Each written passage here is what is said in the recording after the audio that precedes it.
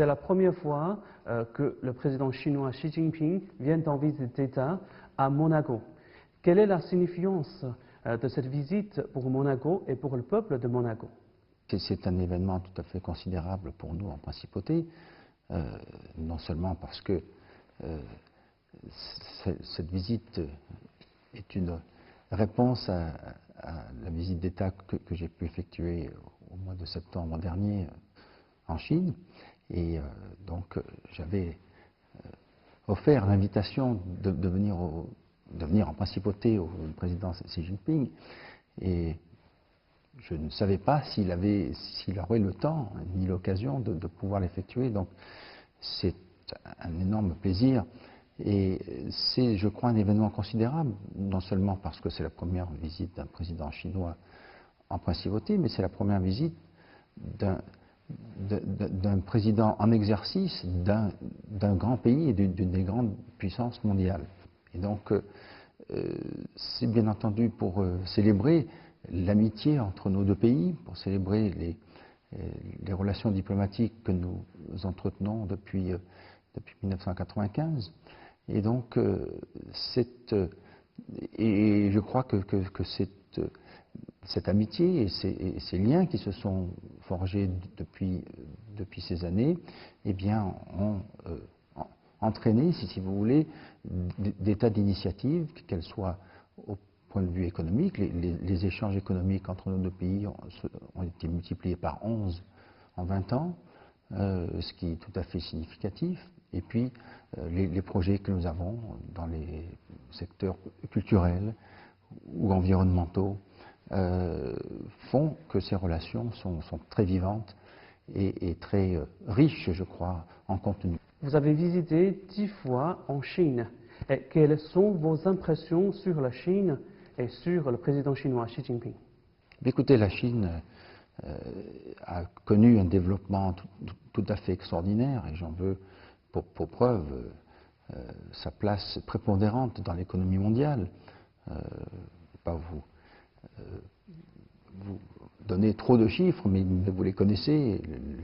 L'énorme progression du PIB, la progression de la Chine sur tous les points de vue économiques dans le monde. Mais ce qui me frappe surtout, c'est la détermination et la volonté du président Xi Jinping et du gouvernement chinois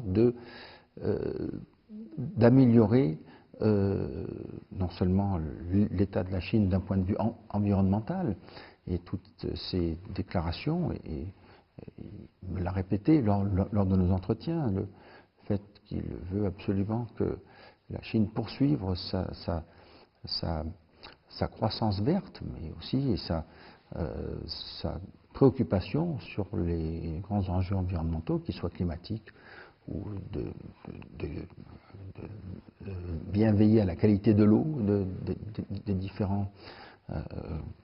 Il y a beaucoup, bien sûr, de grandes rivières, mais de grands plans d'eau en Chine, et qu'il faut bien veiller à cette qualité-là, mais aussi sur la scène internationale, de participer plus largement possible à toutes les discussions, que ce soit sur les changements climatiques ou sur la protection de la biodiversité, et le fait que la prochaine COP 15 sur la Convention sur la biodiversité aura lieu à Beijing en 2020, donc l'année prochaine.